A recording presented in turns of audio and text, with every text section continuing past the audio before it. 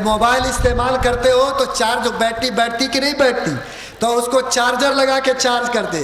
ویسے ہی انسان جب گاؤں میں رہتا، بازار میں جاتا، دکان پر رہتا تو اس کے ایمان کی روشنی بیٹھتی ہے، لیکن جب 5 وقت وہ مسجد میں جاتا تو اللہ کی قسم اس کے ایمان کی بیٹری چارج ہوتی ہے۔ مسجد میں جا کر خدا کی یاد آتی، جنت اور جہنم کا تصور آتا، اللہ تعالیٰ کی حقانیت دل میں اترتی اور ایمان کی بیٹری کو طاقت اور قوت ملتی ہے۔ تو بولو، اگر موبائل کے لیے چارجر ہے تو ایمان کی بیٹری کو چارج کرنے کے لیے 5 وقت کی نماز ضروری ہے کہ نہیں ہے؟ ارے بولو نا، کرو گے کہ نہیں کرو گے؟ ہر ایمان والا لگا لو یہ چارجر اور طے کرو کہ انشاءاللہ اس ایمانی چارجر سے ہم زندگی میں اپنے ایمان کی بیٹری کو چارج کر کے 24 گھنٹے اپنے ایمان کو تازہ دم رکھیں گے۔ یہی بمبئی میں کھوکھا کی مسجد ہے، محمد علی روڈ پر، اس میں ایک پوسٹر لگا ہوا تھا آج سے 3 سال پہلے۔ اس میں لکھا ہوا تھا کہ اللہ تعالیٰ کا ٹیلی فون نمبر۔ ہم گھبرا گئے کہ اللہ میاں کا ٹیلی فون نمبر یہ لگا ہے، کہاں سے آیا؟ جمیعت العلماء امارت شریعہ کسی کو پتہ نہیں چلا اور یہاں کھوکھا کی مسجد والوں کو پتہ چل گیا۔ جب بہت غور سے ہم نے نمبر کو دیکھا تو نمبر تھا 2 4 4 3 4 3، یہ اللہ میاں کا ٹیلی فون نمبر لکھا ہوا تھا۔ اب اور ماتھا چکرایا کہ یہ نہ تو BSNL کا نمبر ہے، نہ ایئرٹیل کا، نہ ووڈا کا ہے، نہ یونینور کا، یہ کون نئی کمپنی کا نمبر آیا؟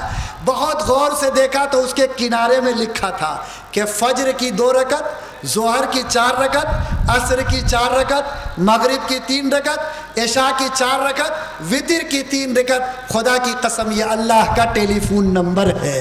لوگوں یاد رکھو، دنیا میں اگر مودی جی سے بات کرنا ہو، باراک اوباما سے بات کرنا ہو تو موبائل اگر آپ لیں گے تو آپ کو 5000 روپیہ لگے گا، اس میں آپ کو سم ڈالنا پڑے گا، ریچارج کرانا پڑے گا، تب آپ کو کسی سے بات ہوگی۔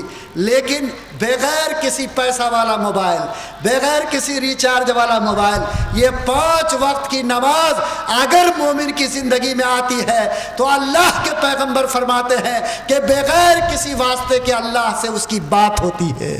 بولو، بات نہیں ہوتی؟ اللہ خود فرماتے ہیں جب بندہ سجدے میں سر رکھتا ہے تو میں اس کے سر کی گرمی کو اپنے قدموں پہ محسوس کرتا ہوں، اور فرمایا کہ جب بندہ نیت باندھتا ہے اور کہتا ہے الحمدللہ رب العالمین، رب کے طرف سے آواز آتی ہے حمدنی عبدی و مجدنی، میرے بندے نے میری تعریف کی اور بدرگی کی۔ بولو، بغیر واسطے کے بندے کا کنیکشن اللہ سے جڑتا کہ نہیں جڑتا؟ ارے جڑتا کہ نہیں جڑتا؟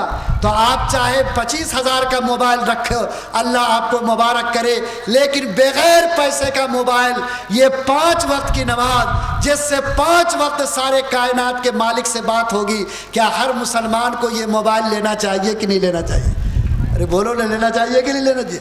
اور لکھا تھا کہ اگر ارجنٹ میں بات کرنا ہو، ایمرجنسی کال کرنا ہو تو 12 لگا کے ڈائل کیجئے۔ یہ 12 بجھتے ہو؟ کبھی جماعت میں گئے تو کہاں سے سمجھو گے؟ 3 بجے بھور میں جب بندہ اٹھتا ہے، ٹھنڈے پانی سے وضو کرتا ہے اور تہجد کی 12 رکعت کی جب نیت باندھتا ہے، یاد رکھو ساری دنیا سوئی ہوتی، بندے کی پیشانی خدا کے دربار میں ہوتی ہے، اور اس وقت جو اس کے دل سے آواز نکلتی بغیر کسی رکاوٹ کے، ایمرجنسی کال اس کے دربار تک جاتی ہے۔ کبھی تڑپ کے دیکھو اس سجدے میں، کبھی رگڑ کے دیکھو پیشانی کو اس وقت میں کہ کس طرح بندے کی آواز مولا کے بارگاہ تک پہنچتی ہے۔ یاد رکھو، یہ بغیر پیسے کا موبائل، 5 وقت کی نماز اور بغیر پیسے کے اللہ سے 5 وقت بات کرنا، یہ آپ کے لیے ایمانی شان ہے۔ اور یہ موبائل اگر ہمارے گھر میں آ جائے تو بولو انشاءاللہ ہر وقت میرا کنیکشن اپنے مالک سے جڑا ہوا رہے گا کہ نہیں رہے گا؟ قرآن کہتا یا ایھا الذین آمنوا استعینوا بالصبر والصلاۃ، اے ایمان والو اگر خدا کی مدد چاہتے ہو تو نماز سے جڑ جاؤ۔ اللہ کی مدد کو نماز اس طرح کھینچتی ہے جس طرح چمبک لوہے کو کھینچا کرتی ہے۔ یہ اللہ کی مدد کو کھینچنے کے لیے، قریب کرنے کے لیے نماز مضبوط راستہ ہے۔ اور ہم تو کہا کرتے ہیں کہ آج اللہ تعالیٰ نے آنکھ کی نعمت دی، زبان کی نعمت دی، صحت کی نعمت دی، آج اس کی قدر تمہارے دل میں نہیں ہے؟ چلے جاؤ ہاسپٹل کے بیڈ پر اور دیکھو کہ جو آج لکوے کا مریض ہے، جو آج کینسر کی بیماری میں ہے، جس کے آنکھ کی بینائی چلی گئی، آج کیسی کیسی پریشانیوں میں مبتلا ہے وہ، لیکن اللہ نے تم کو آنکھ صحیح دیا، نعمت صحت کی عطا کیا۔ کیا اس کا حق نہیں ہے کہ تم اللہ کے دربار میں اپنی پیشانی جھکا کر اس مالک کا سر ادا کرو؟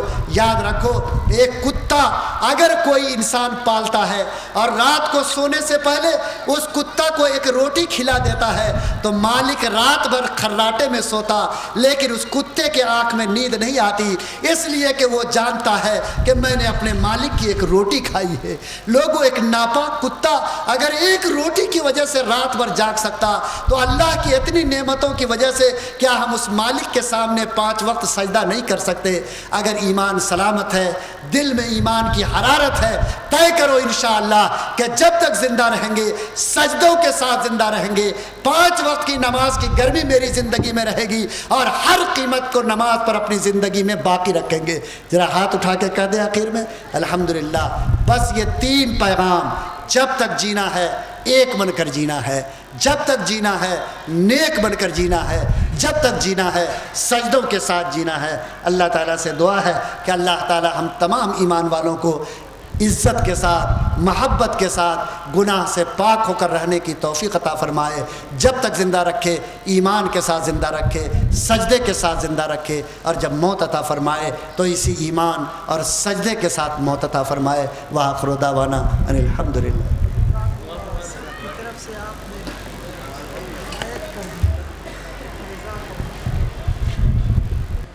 حضرات، یہ تھے حضرت مولانا مفتی سہراب، جو امارت شریعہ پٹنہ کے نائب ناظم بھی ہیں اور آل انڈیا مسلم پرسنل لا بورڈ کے مختلف سرگرمیوں میں خود بھی سرگرم رہتے ہیں۔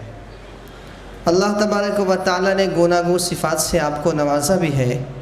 پورے ہندوستان میں دارالقضاء کا نظام اسی عمارت کے تحت چلتا ہے اور ہندوستان کے مختلف شہروں میں وہاں کے لوگوں کے ذہن کو دیکھتے ہوئے ان کی گفتگو بھی ہوتی ہے اور اسی کی زبان میں وہ گفتگو بھی کر لیتے ہیں۔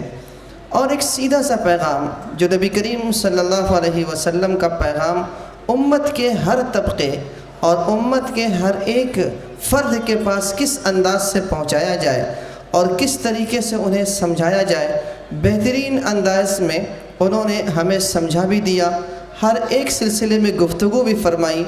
اور میں سمجھتا ہوں کہ آپ صلی اللہ علیہ وسلم کی سیرت کے تقریباً جو خاص پہلو ہے کہ آپ صلی اللہ علیہ وسلم کے زمانے میں جو کچھ اہم واقعات ہوئے اور جو موٹی موٹی چیزیں ہیں جسے اگر امت مسلمہ کے یہ افراد کر لیں تو اللہ تبارک و تعالیٰ یقیناً اسے بڑی کامیابی سے ہمکنار فرمائے گا۔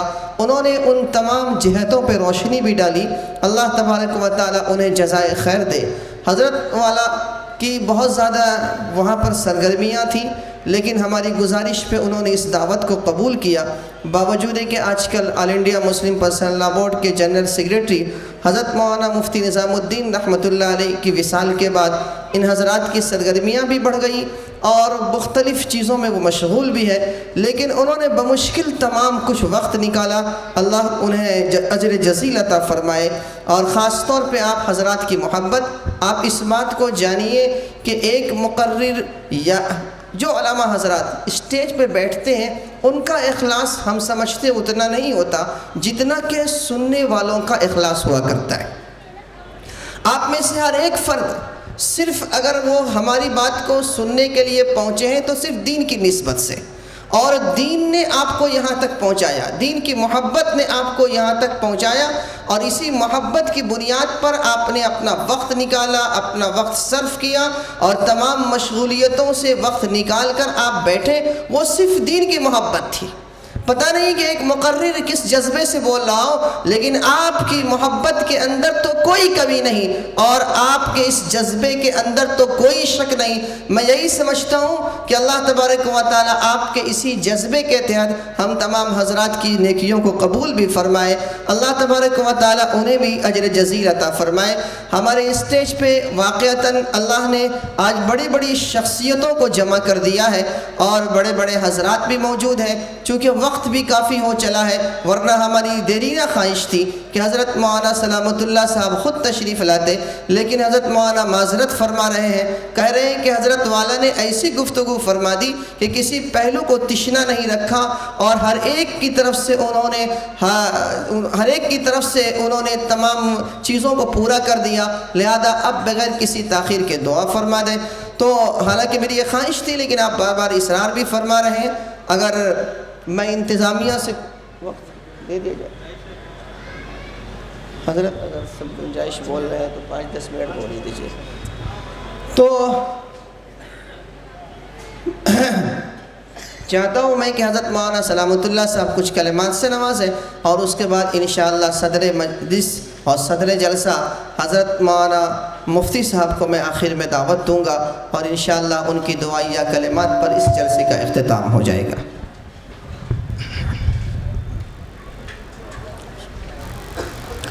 الحمدللہ وکفا وسلام علی عباده الذین اصطفى